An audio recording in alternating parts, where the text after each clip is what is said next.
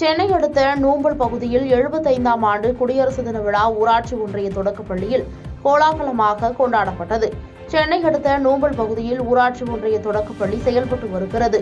நாடு முழுவதும் 75வது குடியரசு தின விழா இன்று கொண்டாடப்பட்ட நிலையில் நூம்பல் ஊராட்சி ஒன்றிய பள்ளியிலும் குடியரசு தின விழா சிறப்பாக கொண்டாடப்பட்டது. இந்நிகழ்ச்சியில் மாணவ மாணவிகள், ஆசிரியர்கள், கல்விக்குழு அரங்கத்தினர், மாணவ மாணவிகளின் பெற்றோர்கள், முன்னாள் மாணவர்கள் மற்றும் கிராம பொதுமக்கள் என அனைவரும் கலந்து கொண்டு சிறப்பித்தனர். விழாவில் அப்பகுதி கவுன்சிலர் விக்னேஸ்வரன் கலந்து கொண்டு தேசிய கொடியை ஏற்றி வைத்தார்.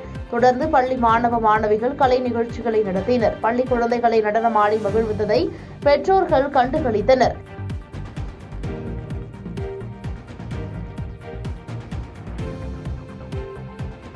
பின்னர் நிகழ்ச்சியில் பங்கேற்ற அனைத்து மாணவ மாணவிகளுக்கும் பரிசு பொருட்கள் மற்றும் சான்றிதழ்கள் வழங்கப்பட்டன. இதுகுறித்து செய்தியாளர்களிடம் பேசிய ஆசிரியை கவுன்சிலர் விக்னேஸ்வரன், இப்பகுதியில் 40 அடி உயர கொடிக்கம்பத்தை நட்டு வைத்து சிறப்பித்துள்ளதாகவும், பள்ளி மைதானத்தை சுற்றி காம்பவுண்ட் சுவர் அமைத்து கொடுத்து சிறப்பு செய்திருப்பதாகவும் கூறினார். மேலும் இந்த உதவிக்காக பள்ளி சார்பில் அவருக்கு நன்றி தெரிவித்துக் கொள்வதாகவும் கூறினார். குடியரசு தின விழா கொண்டாடி கொண்டிருக்கிறோம்.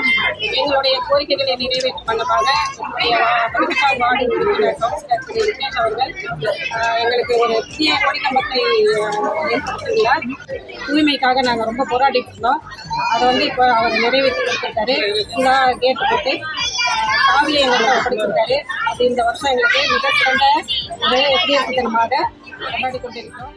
அது மட்டுமின்றி இந்த விளையாட்டுத் திடலில் சமூக விரோதிகளால் மாடுகளை விட்டு அசிங்கப்படுத்திக் கொண்டிருந்தார்கள். அதனை போக்கும் வகையில் குழந்தைகள் விளையாடக்கூடிய அளவில் தலைமை ஆசிரியர் கேட்டது பேரில் அனைத்தையும் சுத்தப்படுத்தி ரோலிங் கேட் அமைத்து பெரிய கேட் அமைத்து கொடுத்துள்ளார். பாதகம் செய்பவரை கண்டால் நாம் பயங்கொள்ளலாகாது பாப்பா, மோதி மிதித்து விடு பாப்பா, அவர் முகத்தில் உமிழ்ந்து விடு பாப்பா.